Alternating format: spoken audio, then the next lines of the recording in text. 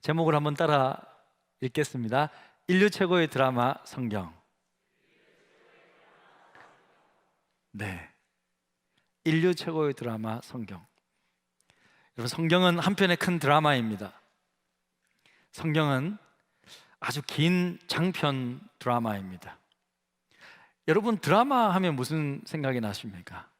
제가 유학 전에 한국에서 있을 때 인기 있던 드라마는 허준, 대장금 이런 드라마였었어요. 그러니까 뭐 그때는 다 보고 막 그렇게 하셨는데 저는 별로 관심이 없어가지고 그랬었지만 그 뒤로 젊은이들 사이에서는 별에서 온 그대 들어보셨어요? 예, 뭐 기도만 하십니까? 전혀 뭐 처음 듣는 이야기. 뭐 태양의 후예 뭐 이런 드라마가 뭐 로맨스가 좀 담겨 있는 그런 드라마가 인기 있었는데요. 요즘에 넷플릭스라는 앱에서 전 세계적으로 1등을 하고 있는 드라마가 있는데 혹시 아십니까? 무슨 게임? 오징어 게임. 다 알고 있네요. 역시 이래야 좀 정상이죠. 일부 성도님들은 아무도 모르는 거예요. 오직 말씀과 기도밖에 안 거예요. 깜짝 놀랐어요. 설교를 할 수가 없어요. 설교를. 근데 역시 오징어 게임 보셨습니까? 이거 정주행하신 분들도 계신 것 같은데, 예, 이 오징어 게임입니다. 넷플릭스 사상 최고의 흥행작이라고 합니다. 내용은 아주 간단합니다. 456억 원의 상금이 걸린 게임에 자신의 목숨을 걸고 도전하는 이야기예요. 그러니까 1등하면 다 얻는 거예요. 예, 상금을 얻기 위해 게임을 할 때마다 근데 사람들이 죽어갑니다. 결국 다 죽고 혼자 남아야 상금을 타는 거래요. 드라마에서 말하는 주제는 분명합니다. 돈에 의해 지배되는 이 물질 만능주의 세상을 비평적으로 풍자하는 거죠. 이 드라마를 통해서 좀 알 수가 있는 거예요. 와, 사람이 이렇구나. 돈을 위해서는 막 서로를 죽이는구나. 이것이 이 사회구나. 마치 이런 것들을 좀 보여주고 풍자하는 거죠. 여러분, 이처럼 드라마에는요 분명한 이야기가 있습니다. 하나의 큰 주제를 담고 있습니다.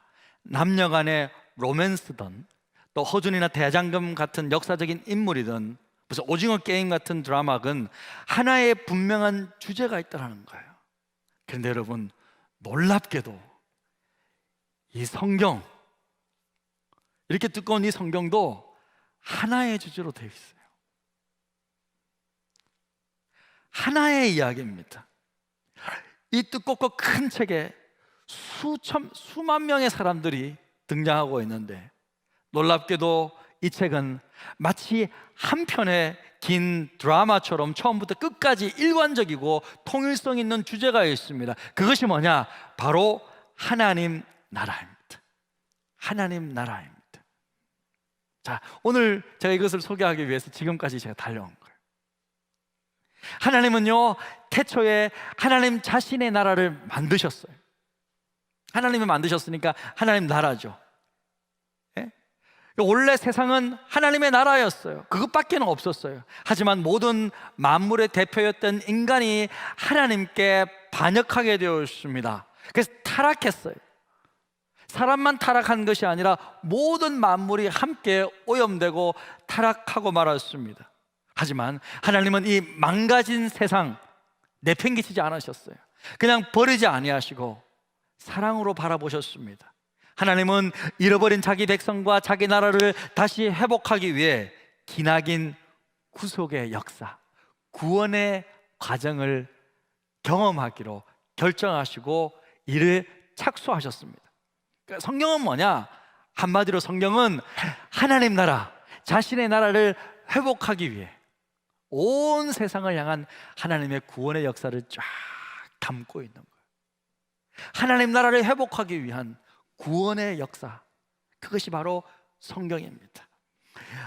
한편의 장편 드라마인 성경은요 제가 볼 때는 한 6부로 나눌 수 있을 것 같아요. 6부작으로 크게 한 10시간짜리, 한 1부에 한 10시간 정도 되는데 한 이 10시간 내는 한 6부작 드라마로 제가 볼 때는 만들 수 있을 것 같아요. 첫 번째 1부가 뭐냐면 하나님이 자신의 나라를 세우신 이야기예요. 창조하셨어요. 하나님의 나라를 만드셨어요. 자신의 나라잖아요. 자기가 만들었으니까. 그런데 이 나라 가운데 반역이 일어났어요.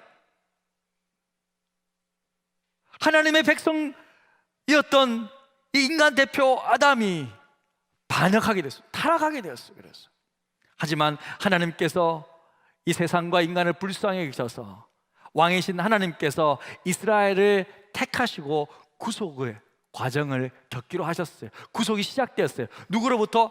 아브라함을 통해서. 그 다음에 이 아브라함이 민족을 이룹니다. 이스라엘이라는.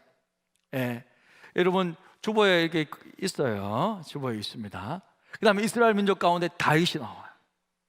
언약이 체결되고 언약이 발전하고 언약이 이제는 확증되어지는, 다윗의 자손으로부터 이제 왕이 오시는데 예수 그리스도께서 이 땅에 오심으로 이 구속을, 이 구원을 성취해 주셨어요. 할렐루야! 이거 성취해 주셨어요. 그리고 예수 그리스도를 믿은 하나님의 사람들에 의해서, 제자들에 의해서 교회가 세워지고 교회는 전파합니다. 이 복된 소식을 증거하는 거예요.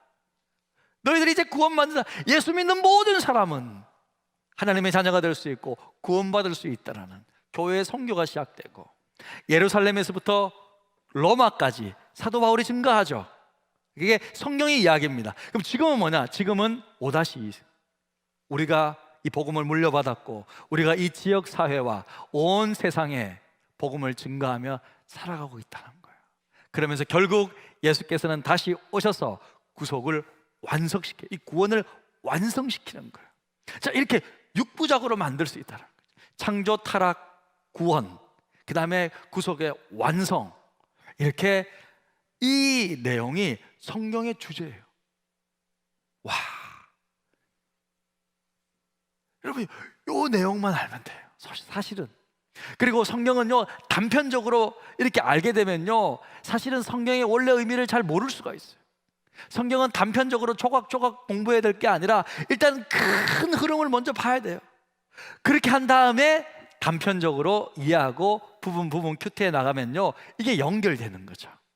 그래서 우리가 주일날에는 이렇게 큰 맥을 잡고 있고, 수요일에는 한 장 한 장씩 이제 나무를 보고 있어요. 주일날에는 숲을 보고 넓은 산맥을 보고, 이제 수요일날에는 그 안에 들어가서 산책을 하고 있는 거죠.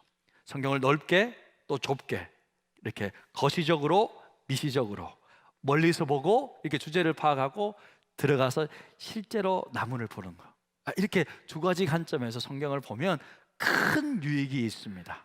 자, 오늘은 이제 1부부터 6부까지를 쫙 설명해 드릴게요. 쫙 설명해 드릴 텐데 여러분 이제 정신 바짝 차리고, 너무 중요한 이야기니까 여러분 평생에 여러분 사실은 이렇게 한번 설교를 들을 수 있을지 모르겠어요. 제가 뭐 또다시 할 수 있을지 모르겠어요. 여러분 딱 집중해서 이제 딱 우리가 1부부터 6부까지 갔으면 좋겠습니다. 자, 1부는 뭐예요? 하나님이 자신의 나라를 세우신 이야기예요. 창조 이야기예요. 여러분, 하나님이 우리를 위해 만드신 세상은 원래 어떤 곳이에요? 하나님이 만드신 세상은 지금의 세상과는 다르겠죠. 지금의 문제 많은 세상과는 다른 세상일 것입니다. 하나님이 우리를 위해 창조하신 세상은요, 첫 번째, 먹을 것, 입을 것, 살 곳이 걱정하지 않아도 되는 세상이었어요. 먹는 거 그냥 다 먹으면 돼. 입는 거 그 당시 옷이 필요 없어요. 왜? 온도가 딱 맞았거든. 옷이 필요 없어. 아무런 문제가 없어요. 아무도 상관 안 해. 벗었는지 입었는지 그게 몰라. 옷이 없는데 무슨. 그러니까 아무런 필요가 없어요. 입는 것도. 잘 곳, 울타리가 필요 없어요. 동물들이 해치지 않거든요. 바이러스가 없거든요. 그냥 아무 때나 피곤하면 자면 돼. 그러니까 의식주 문제가 없는, 필요가 없는 문제. 그걸 해결할 필요가 없는 거예요. 옷도 필요 없고 먹을 것이 항상 있고 잠잘 곳도 자 제공되는 울타리가 없는 그런 나라. 우와, 이런 세상 가운데 그러면 누가 있느냐? 사랑하는 배우자가 있었어요. 할렐루야. 사랑하는 배우자가 있는 거예요. 그죠? 집에 있는 그 인간 말고, 그죠? 그 인간 말고, 그 원수 말고, 물론 원수를 사랑해야 되지만 그 원수, 그 인간 말고 사랑하는 배우자가 있었대. 할렐루야. 나를 아껴주고 사랑해주는 그런 배우자가 있는 것이 원래 하나님이 창조하신 세상. 그리고 삶의 의미와 목적을 가질 수 있는 일이 있었다는 거예요. 우와, 의식주 문제 해결돼. 배우자가 사랑하는 사람이 있어. 내가 할 일도 있어. 일이 뭐예요? 하나님을 대신해서 그를 다스리고 관리하는 일을 하는 거예요. 우와, 삶의 의미와 목적도 있어. 이게 다 있는 거예요. 그러니까 한마디로 하나님이 창조하신 세상은 완벽한 유토피아였어요. 이 세상 에덴 동산은요, 그야말로 하나님의 나라였어요. 할렐루야! 멋진 나라예요. 멋진 나라. 그러니까 우리는 이 나라를 회복하기 위해서 일하고 있는 거예요, 지금. 예? 이 나라가 여러분 우리에게 관계되는 나라예요. 원래 우리가 이 나라를 바라볼 거예요. 천국이 이 나라예요. 이런 나라예요. 하나님의 나라였기에 하나님의 주권이 인정되었습니다. 하나님은 자신의 주권 행사를 딱 한 가지를 통해 보이셨는데, 그것은 선악을 알게 하는 나무를 동산 중앙에 딱 두신 거였어요. 창세기 2장 16절에서 17절 함께 읽겠습니다. 여호와 하나님이 그 사람에게 명하여 이르시되 동산 각종 나무의 열매는 내가 임의로 먹되 선악을 알게 하는 나무의 열매는 먹지 말라. 내가 먹는 날에는 반드시 죽으리라 하니라. 사람이 할 수 없는 것 딱 한 가지 있었는데, 그것은 선악을 알게 하는 나무의 열매를 먹어서는 안 된다는 거. 먹으면 어떻게 돼요? 죽는다. 왜? 선과 악의 기준은 누가 정하는 거예요? 하나님이 정한 거예요. 왜? 하나님이 만들었잖아요, 세상을. 무엇이 선하고 무엇이 악한지는 하나님이 정하는 건데, 사람이 그 열매를 먹어서 내가 한번 정해보겠다? 이게 뭐예요? 반역인 거죠. 여러분, 어떤 회사가 있어요. 대표가 열심히 창업을 해가지고 정말 회사를 일구고 났는데, 한 직원 하나가 딱 와가지고, 대표님, 왜? 내가 이제부터 대표할게.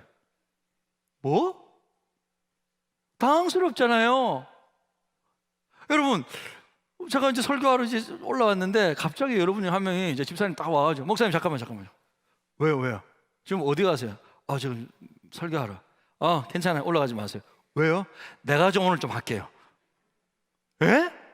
집사님, 다른 건 몰라. 그건 안 됩니다. 이것은 하나님께서 저에게 주신 고유 권한인데요, 제 임무입니다. 괜찮아요. 내가 볼 때는 뭐 항상 그 소리가 그 소리인 것 같고, 내 감정이 더 은혜스러울 것 같아. 목사님 그냥 쉬세요. 이러면 어떻게 돼? 여러분, 선과 악의 기준은 사람이 정하는 게 아니에요.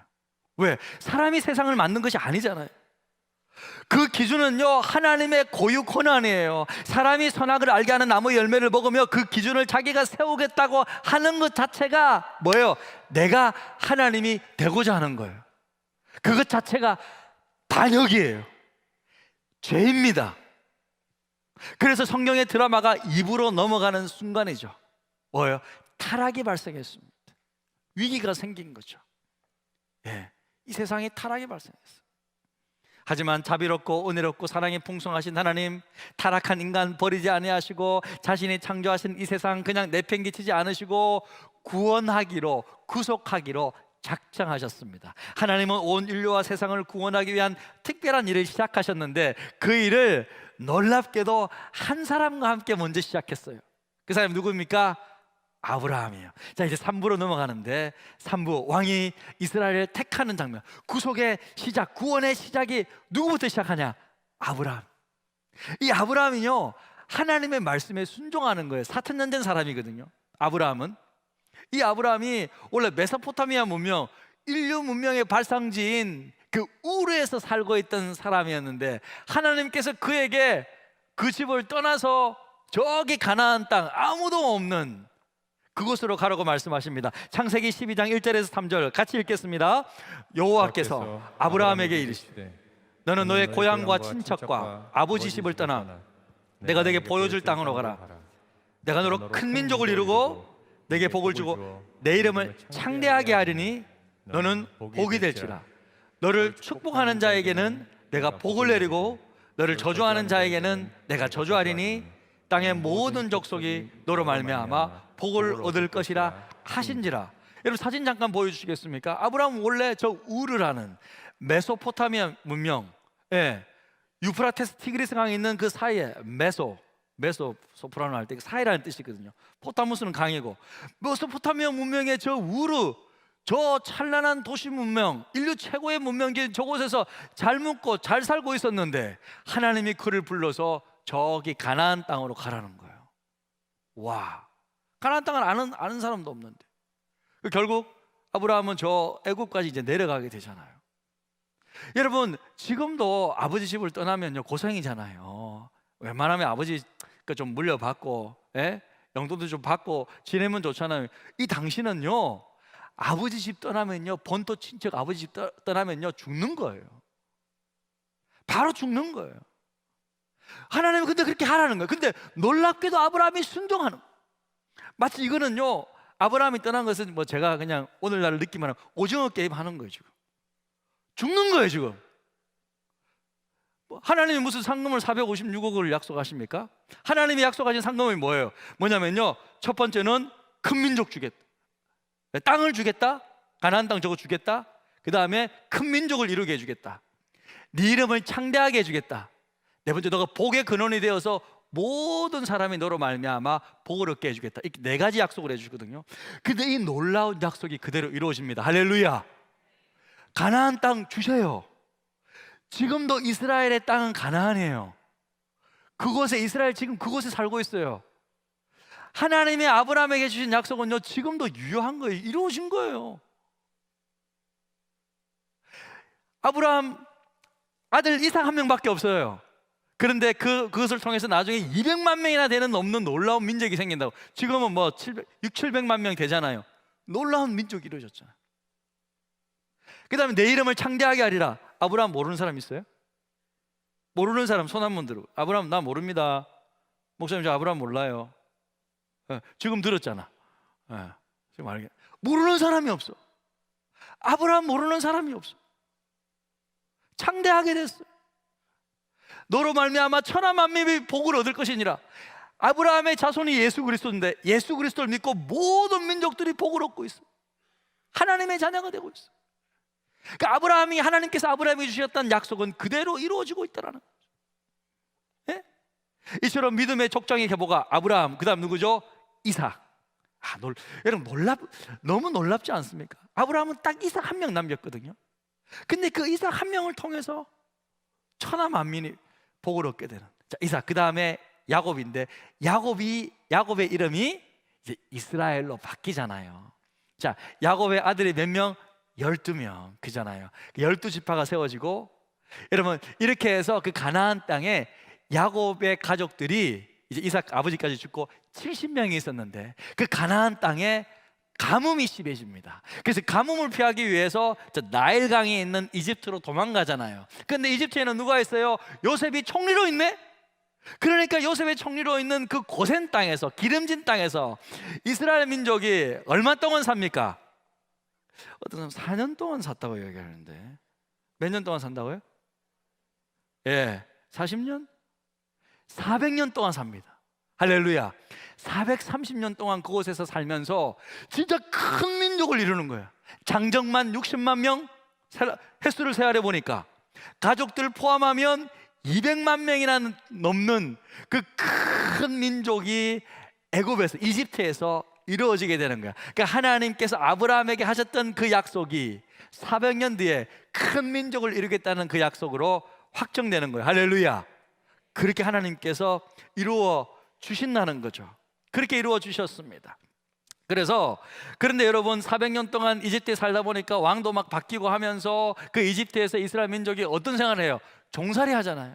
너무 괴로운 거예요. 하나님 앞에 살려달라고 부탁하니까 하나님께서 모세를 세우셔서 이제 이집트에서 탈출하게 하십니다. 우리 잠깐 그림 보겠습니다. 예, 저렇게 여러분 원래는 고센이라는 저 나일강이 있는 저 기름 땅에서 정말 잘 먹고 잘 살아서 400년 동안 인구가 확 불었죠.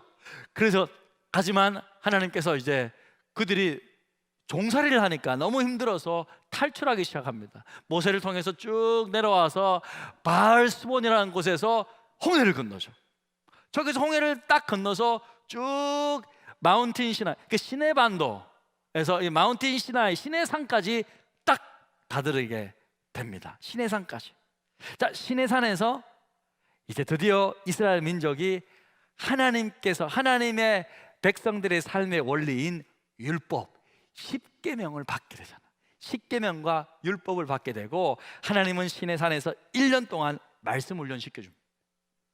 하나님의 백성으로서 살아가는 도리가 뭐냐? 너희들은 이 세상 사람들과 애굽에서 살았던 것과는 전혀 다르게 살아야 된다 말씀하시면서 하나님께서 십계명과 율법을 주고 그것을 가르치잖아요. 그것을 가르치고 이제 그 율법과 말씀을 받고 드디어 가나안 땅을 모세에 의해서 여호수아에 의해서 가나안 땅을 정복합니다. 할렐루야. 예, 가나안 땅을 정복하고 이제 이스라엘 백성들은 하나님 밖에 받은 그 율법대로 가나안의 법이 아니라 하나님이 주신 그 말씀의 원리대로, 왜? 하나님의 나라니까, 하나님의 민족이니까, 다시 하나님이 잃어버린 하나님의 백성을 회복하셨으니까 그 하나님의 율법으로 그 가나안 땅에서 살게 하시는 거예요. 사사시대를 거쳐서 이제 통일왕국 시대를 맞이합니다. 통일왕국 시대의 첫 번째 왕이 누구죠? 누구라? 사울왕. 근데 사울이 하나님의 말씀에 순종해, 불순종해? 불순종하게 되는 거야. 그래서 하나님께 세운 왕이 누구죠? 다윗왕. 어떻게 그렇게 잘하세요? 와, 진짜 우리 성도님들 진짜 대단하시다 진짜. 다윗 왕을 하나님 세우시고, 다윗을 만나니 내가 이새의 아들 다윗을 만나니 내 마음에 합한 사람이라 내 뜻을 다 이루리라. 하나님을 가장 사랑했던 다윗, 하나님의 말씀에 가장 순종했던 다윗, 하나님을 노래했던 그 다윗, 하나님께서 다윗에게 이런 놀라운 약속을 해주십니다. 사무엘하 7장 16절 같이 읽겠습니다. 내 집과 내 나라가 내 앞에서 영원히 보존되고 내 왕위가 영원히 경고하리라 하셨다. 하나님이 다윗에게 네 나라가 너는 영원히 경고해준다. 이 말은 다윗의 자손 가운데 예수 그리스도가 와서 영원히 경고해준다는 그런 의미였어요. 영원한 약속을 주십니다. 그러니까요, 다윗이 그 하나님의 약속을 듣고 아멘 하면서 꿀떡 삼킵니다. 어떻게 답을 하는지 한번 같이 읽겠습니다. 7장 29절 읽습니다. 이제 청하건대 종의 집에 복을 주사 주 앞에 영원히 있게 하옵소서. 주 여호와께서 말씀하셨사오니 주의 종의 집이 영원히 복을 받게 하옵소서. 하나님 아버지, 저에게 영원토록 그렇게 복 주시겠다고요? 예, 그 말씀 그대로 영원히 복을 받게 하옵소서. 하나님의 언약, 하나님의 약속이 완전히 딱 확증되는 순간이에요. 그리고 이 다윗의 자손 가운데 예수 그리스도가 오시는 거죠. 자, 예수 그리스도 오기 전에 어떻습니까? 이제 다윗까지는 좋았는데 이 솔로몬이 어떻게 우상 숭배를 하는 거예요. 우상 숭배를 하면서 이 통일 왕국이 남북한 갈라지듯이 딱 갈라지게 됩니다. 어떻게? 북이스라엘과 어떻게? 남쪽 유다로 갈라지게 되는 거죠. 그 북이스라엘은 예수님 오시기 722년 BC 722년에 역사적으로 아시리아, 성경에는 아수르라고 나와 있습니다. 아수르에 의해서 멸망당해요. 북쪽 이스라엘은 여러 명의 왕이 있지만 건질 만한 왕이 한 명도 없어. 북이스라엘의 수도가 사마리아인데 이 아시리아가 북이스라엘을 정복하고 나서 어떤 정책을 펴냐면요, 혼혈 정책을 펴요. 그러니까 무작정 이방인들과 결혼시켜버리는 거야. 그러니까 그 민족 자체가 정체성이 북이스라엘이 사라져버리는 거죠. 그러니까 시작 성경에 딱 오면 유대인들은, 유다인들이죠, 유대인들은요 북이스라엘의 사마리아 사람을 사람 취급 안 하잖아요.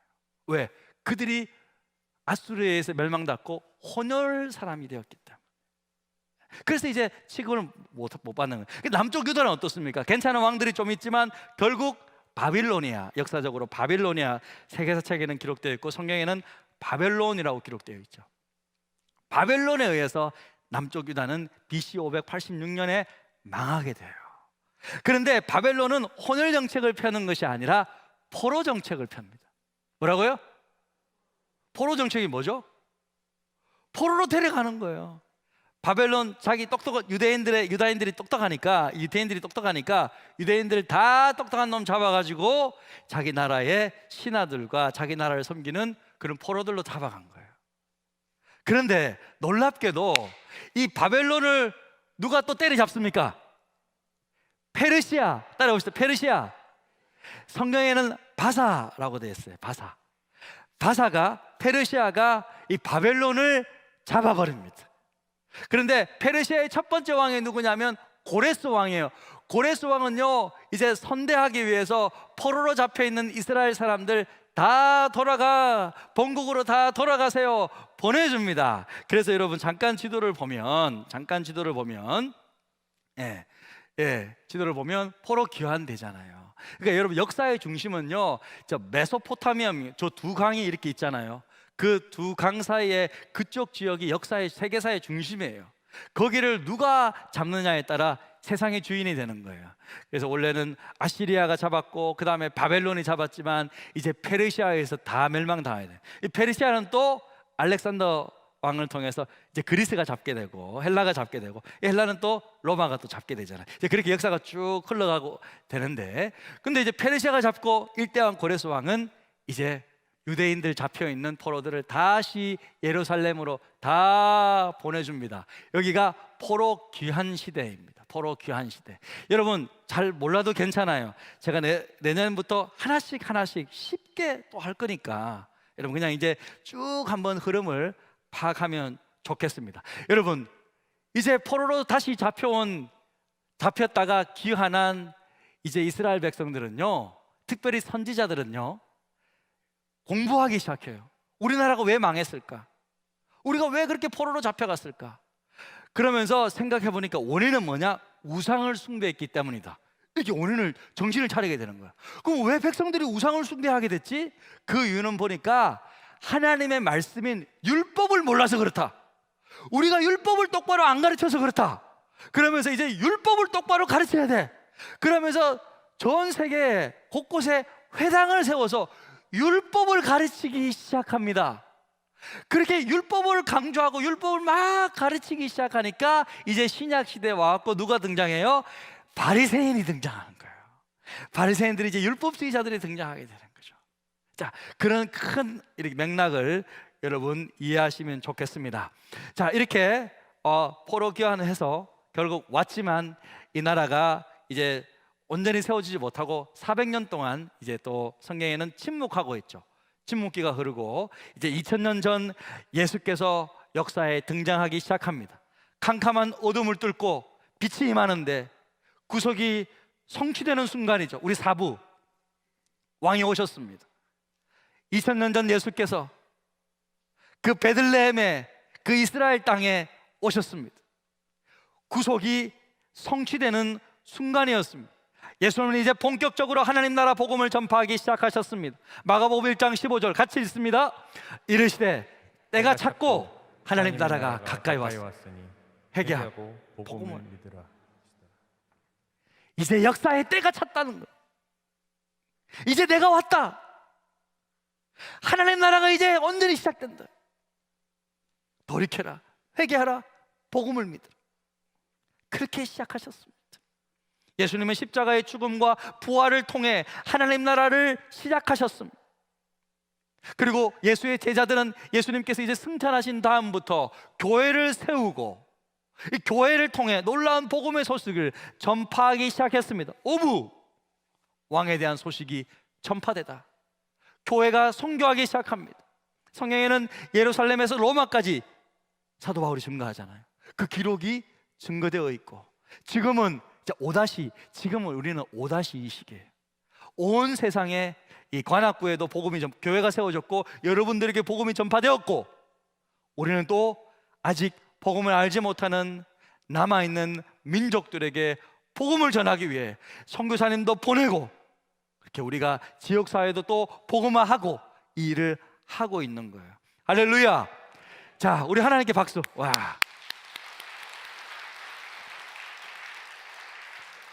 자, 지금까지 이제 끝난 거예요. 이게 성경의 흐름이에요. 창세부터 지금까지 시기. 자, 우리는 지금 이렇게 복음 전하는 교회 시대를 살고 있어요. 성경의 흐름은 뭐예요? 하나님의 나라. 하나님의 나라라는 거예요. 오늘 본문 사도행전 1장 3절은 이렇게 말씀하고 있는데요. 같이 읽겠습니다. 그가 고난 받으신 후에 또한 그들에게 확실한 많은 증거로 친히 살아계심을 나타내사 40일 동안 그들에게 보이시며 하나님 나라 일을 말씀하시니라. 예수님께서 십자가에 못 박혀 죽으시고 3일 만에 부활하셨습니다. 부활하신 다음에는요 40일 동안 이 땅에 계셨어요. 승천하시기 전까지. 자, 40일 동안 이 땅에 계시면서 제자들에게 나타내 보이면서 무슨 말씀을 하셨어요? 뭐라고 되어 있어요 지금? 하나님 나라 일을 말씀하시는 거예요. 예수님 부활하셔서 40일 동안 제자들에게 하나님 나라의 일을 말씀하시는 거예요. 무슨 말씀을 도대체 하셨을까? 제 생각입니다. 이건 제 생각입니다. 순전한 제 생각인데요, 제가 볼 때는 제가 지금 여러분에게 창세기부터 시작해서 지금까지 쭉 설명해 드렸죠. 이거 하셨을 것 같아요. 얘들아, 제자들아, 원래 하나님이 하나님 나라를 만드셨어.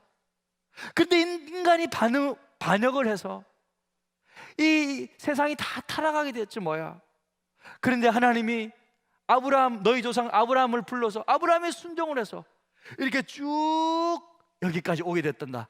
내가 너희를 구원할 메시아, 이런 이야기를 하나님 나라에 대해서 쭉 설명하지 않았을까? 제자들은 40일 동안 이제 예수님 죽으셨다가 부활하셨으니까 얼마나 집중력이 높았겠어요. 그랬어요? 주님 그랬습니까?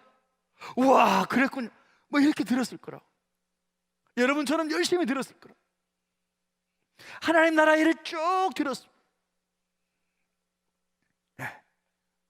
그러면서 마지막으로 하나님께서 그들에게 다 설명한 다음에 마지막 부탁은 뭐냐면 나가서 전도해, 이게 아니었어요. 마지막은 사도행전 1장 8절이었어요. 자, 같이 읽겠습니다. 오직 성령이 너에게 임하시며 너희가 권능을 받고 예루살렘과 온 유대와 사마리아와 땅끝까지 이르러 내 증인이 되리라 하시니라. 무슨 말씀입니까? 먼저 너희들 성령 받으라는 거예요. 성령 받아야 가능하다. 성령께서 내가 지금 너에게 40일 동안 쭉 가르쳐 준 것, 이거 머릿속으로 알고 있지, 이거 완전히 깨달으려면 성령 받아야 돼. 여러분, 아무리 성경 말씀을 머리로 배워도요, 성령을 받지 않으면 온전히 깨달을 수가 없어요. 여러분의 삶 가운데 나타나지가 않는 거죠. 그래서 성도들에게 제일 중요한 두 가지가 있는데, 그것은 뭐냐면 예수 그리스도의 보혈의 능력이에요. 예수님께서 내 죄를 위해 십자가에 못 박혀 죽은 예수 피가 나를 씻게 한다. 예수 피를 알아야 되고, 두 번째는요, 성령 충만이에요. 성령의 기름 부으심을 받아야 이 모든 것들이 깨달아지고, 사람이 깨달아지게 되는. 그러면 이게 진짜구나, 이게 정말이구나 라는 것을 알게 된다. 여러분, 제가 이제 이거 할 때마다 비빔밥 설명을 하는데, 비빔밥을 맛있게 먹으려면 신선한 야채하고 밥이 있어야 되잖아요. 근데 있어야 되지만 반드시 필요한 거 두 개가 필요한데 뭐죠? 고추장과 참기름. 와, 진짜. 이거 없으면 비빔밥 아니지 이거. 저는 듬뿍 넣거든요. 참기름 그냥 충분히 넣습니다. 뭡니까? 하나님의 말씀, 이 재료들을 아무리 머리로 공부하더라도 여러분 재료가 많이 들어왔어요. 이것을 깨닫게 하려면요, 두 가지가 필요한데, 보혈의 고추장, 예수 그리스도의 보혈의 능력을 깨달아야 돼요. 성령의 참기름이 임해야 돼요. 성령의 기름 부으심, 보혈의 능력과 성령의 기름 부으심이 필요하다고 우리에게. 성령이 임해야 내가 지금 머릿속으로 배웠던 이 성경 말씀이 그대로 딱 깨닫게 돼. 온전히 내가 이게 진짜구나, 이게 진짜구나, 이 모든 것들이 사실이구나, 이 모든 것들이 이루어지겠구나, 그렇게 깨닫게 될 줄로 믿습니다. 그래서 마지막 구절, 사도행전 1장 11절, 예수님께서 승천하셨을 때 이제 천사들이 나타나서 그 제자들에게 갈릴리 사람들아 하면서 이야기하는데, 같이 읽겠습니다. 시작. 이르되 갈릴리 사람들아, 어찌하여 서서 하늘을 쳐다보느냐? 너희 가운데서 하늘로 올려주신 이 예수는 하늘로 가심을 본 그대로 오시리라 하였느냐? 이제 올라가신 그대로 어떻게 된다요? 다시 오신다. 육부. 이제 왕의 기한, 예수님 다시 오십니다. 사랑하는 성도 여러분, 사랑하는 여러분, 반드시 기억하십시오. 예수님 다시 오십니다. 왕이 귀환하십니다. 왕이 귀환해야 완성되는 거예요. 왕이 오시면 이제 끝나는 거예요. 그러면 그 전까지는 아직 끝난 게 아니에요. 지금 우리는요, 이 성경의 드라마는요, 지금도 아직 촬영 중입니다. 여러분의 삶을 통하여서 여러분이 하나님의 뜻대로 살아가고 복음 증거하고 선교하고 하는 모든 일들은 하나님의 일기장에 지금 기록 중이에요. 성경은, 여러분, 성경책은 끝났지만 그 이후에 우리의 교회 시대는 아직 쓰여지고 있는 거죠. 하나님의 일기장에 기록되고 있습니다. 저와 여러분의 삶이 기록되어 있을 것입니다. 우리가 천국 가면 하나님의 일기장을, 나에 대한 일기장을 보게 될 거예요. 아, 맞다, 내가 누구를 통해서 복음 받았지? 아, 내가 누구한테 이거 다 기록되어, 하나님이 다 보고 계세요. 하나님이 여러분의 모든 새로운 스토리를 다 지금 기록하고 있다. 성경의 드라마는 아직 끝나지 않았습니다. 여러분, 촬영 중입니다. 누구 말을 들어야 돼? 우리가 캐스팅 되려면 이 모든 감독자이신, 역사의 감독자이신, 역사의 PD, 프로덕트 디렉터이신 우리 하나님의 감독의 말이 들어야 캐스팅 되는 거예요. 주인공은 여러분이에요. 주인공은요, 성경의 주인공들은 하나님의 말씀에 순종한 하나님의 사람들이었어요. 지금은 성령 시대가 아니잖아요. 저와 여러분이 하나님께, 감독에게 말 잘 듣고 그러면 캐스팅돼서 하나님 나라의 이 드라마 다시 새롭게 쓰는 거, 우리도 쓰임받을 수 있습니다. 할렐루야. 그래서 여러분, 여러분의 직장을 통하여, 여러분의 일을 통하여서 하나님의 세상 경영에 쓰임받게 되고, 여러분의 복음 전파를 통하여서 왕의 오심, 구속의 완성, 우리 주님께서 다시 오심을 준비하고 나아가는 저와 여러분의 삶 되시기를 주님의 이름으로 축복합니다. 아멘. 여러분 최고, 이 설교를 끝까지 잘 들어주셔서 감사합니다. 여러분 정말 이 말씀을 꼭 기억하고, 잘 모르겠으면 유튜브를 통해서 반복해서 들으면서 여러분의 것으로 소화시키길 바랍니다. 우리 시간 찬양할 때 오늘 말씀을 생각하시면서 한번 고백했으면 좋겠습니다. 이 책이 우리에게는 얼마나 귀한 책인지 우리 시간 고백하며 찬양하며, 우리 1절 4절 찬양하며 고백합니다.